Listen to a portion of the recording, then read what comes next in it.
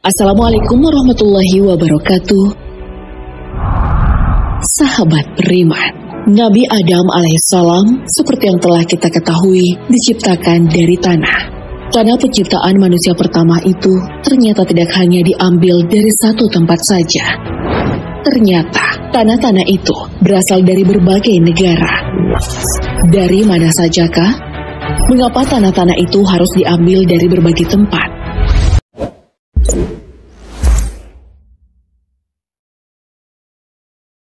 Penciptaan Nabi Adam alaihissalam sebagai manusia pertama telah diabadikan dalam Al-Quran. Ingatlah ketika Tuhanmu berfirman kepada para malaikat, sesungguhnya aku hendak menjadikan seorang khalifah di muka bumi. Mereka berkata, mengapa engkau hendak menjadikan khalifah di bumi itu orang yang akan membuat kerusakan padanya dan menumpahkan darah? Padahal kami senantiasa bertasbih dengan memuji Engkau dan menyucikan Engkau. Tuhan berfirman, sesungguhnya aku mengetahui apa yang tidak kalian ketahui. Al-Quran, Surah Al-Baqarah ayat 30. Dalam Al-Quran juga telah disebutkan bahwa Nabi Adam alaihissalam diciptakan dari saripati tanah.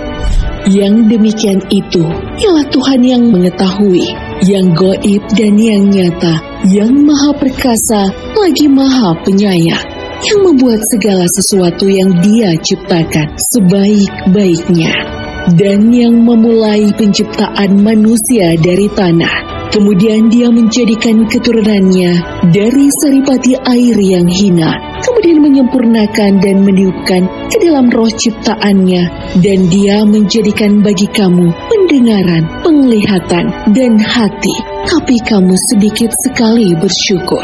Al-Quran, Surah As-Sajdah ayat 6 hingga 9. Berkali-kali Allah Subhanahu wa Ta'ala menyebutkan bahwa Nabi Adam alaihissalam berasal dari tanah.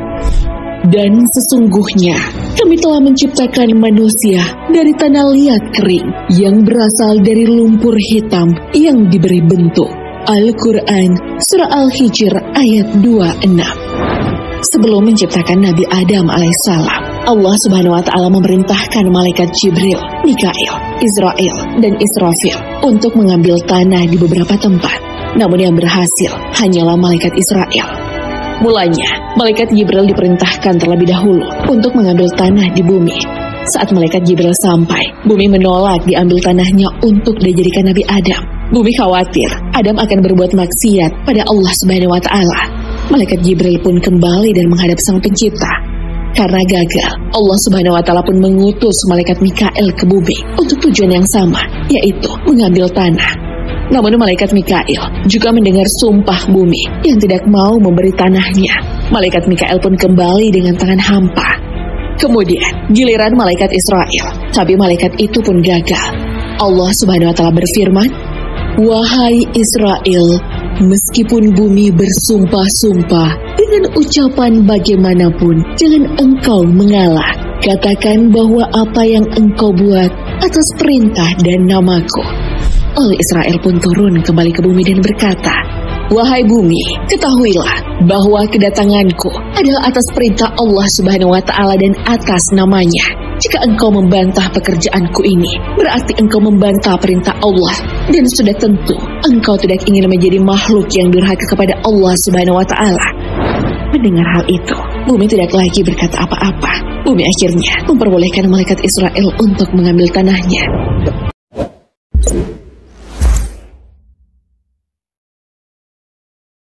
Tanah yang digunakan untuk menciptakan Nabi Adam alaihissalam berasal dari berbagai tempat. Hal ini juga diperkuat dalam hadis Nabi Muhammad SAW. Dalam Sunan Abi Daud menceritakan kepada kami Abu Musa al-Ash'ari berkata bahwasanya Rasulullah SAW bersabda, sesungguhnya Allah menciptakan Nabi Adam dari segenggam tanah, dari seluruh bagian bumi. Kemudian anak keturunan Nabi Adam datang dari bagian-bagian bumi tersebut. Di antara mereka ada yang berwarna merah, hitam, dan di antara mereka juga ada yang lapang, sedih, kurang baik, dan baik. Imam Abdurrahim bin Ahmad Al-Qadi dalam kitabnya Daqaiq Al-Akhbar mengabadikan asal tanah yang digunakan. Beliau mengutip perkataan Ibnu Abbas. Ibnu Abbas radhiyallahu anhu menuturkan perihal asal-usul jasad tubuh Nabi Adam, bahwasanya Allah menciptakan kepala Nabi Adam dari tanah Baitul Maqdis, wajah beliau dari tanah syurga, dua telinga beliau dari tanah di Bukit Tursina, dahi beliau dari tanah Irak, gigi-gigi beliau dari tanah Telaga Kautsar, tangan kanan beserta jari jemarinya dari tanah Ka'bah, tangan kiri beliau beserta jari jemarinya dari Persia, kedua kaki beliau beserta betisnya berasal dari tanah Hindia, tulang beliau dari tanah pegunungan, aurat beliau berasal dari tanah Babilonia, punggung beliau dari tanah Irak, perut beliau dari tanah Khurasan, hati beliau dari tanah surga Firdaus, lisan beliau dari tanah Dhaif, kedua mata beliau dari tanah Telaga Haud. Pengambilan tanah-tanah ini untuk digunakan menciptakan Nabi Adam alaihissalam bukan tanpa alasan.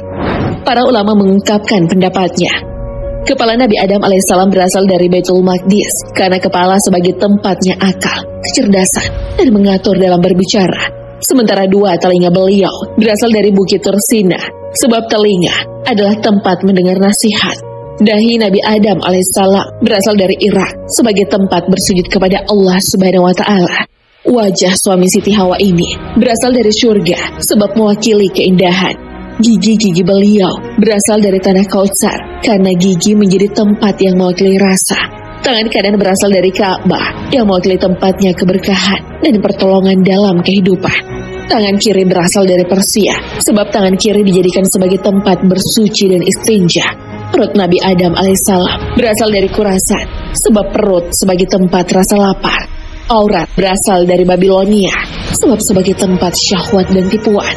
Tulang-tulang berasal dari gunung sebab tulang mewakili tempat yang keras.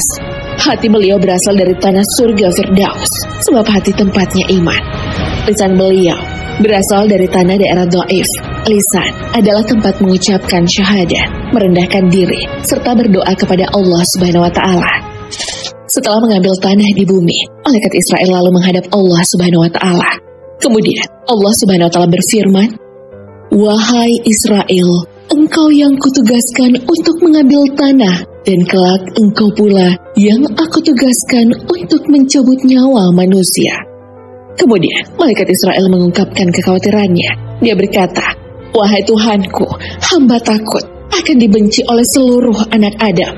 Kemudian Allah Subhanahu wa Ta'ala menjawab kekhawatiran malaikat itu, "Tidak, mereka manusia tidak akan memusuhi engkau, aku yang mengaturnya.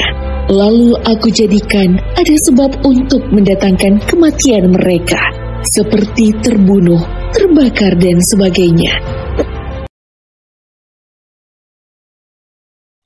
Setelah diciptakan wujud Nabi Adam alaihissalam pun dikabarkan lewat hadis Nabi Shallallahu Alaihi Wasallam.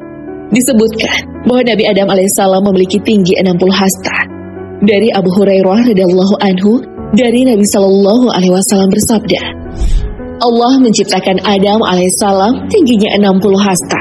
Kemudian dia berfirman, "Pergilah kamu dan berilah salam kepada para malaikat." Maka dengarkanlah bagaimana mereka menjawab salam penghormatan anak keturunanmu. Maka Adam menyampaikan salam, "Assalamualaikum." Mereka menjawab, "Assalamualaikum wa rahmatullah." Mereka menambahkan kalimat wa rahmatullah. Setiap orang yang akan masuk syurga sifatnya seperti Adam alaihissalam, dan manusia terus saja berkurang tingginya sampai sekarang. Hadis riwayat Bukhari. Setelah diciptakan, Nabi Adam alaihissalam disuruh tinggal di syurga. "Wahai Adam, tinggallah engkau dan istrimu di syurga ini. Maka makanlah makanan-makanan yang banyak, lagi baik di mana saja yang kamu sukai. Dan janganlah kamu mendekati pohon ini, yang menyebabkan kamu termasuk orang-orang yang zalim." Al-Quran, Surah Al-Baqarah ayat 35. Namun, inilah yang menjadi kesempatan iblis untuk membuat Nabi Adam alaihissalam durhaka kepada Allah Subhanahu wa Ta'ala. Allah berfirman, "Bukankah aku telah melarang kamu berdua dari pohon itu dan aku katakan kepadamu, sesungguhnya setan itu adalah musuh yang nyata bagi kamu berdua. Ya Tuhan kami telah menganiaya diri kami sendiri, dan jika engkau tidak mengampuni kami dan memberi rahmat bagi kami, niscaya kami termasuk orang-orang yang rugi. Al-Quran Surah Al-A'raf ayat 22 hingga 23. Sahabat beriman, Nabi Adam alaihissalam diciptakan dari tanah yang diambil dari berbagai tempat. Hal itu tentu saja memiliki alasan. Salah satunya, malaikat yang mampu menjalankan tugas mengambil tanah adalah malaikat Israel. Nantinya, dia juga yang akan mencabut nyawa kita. Lalu apakah kamu sudah siap? Wallahu a'lam bishawab. Wassalamualaikum warahmatullahi wabarakatuh.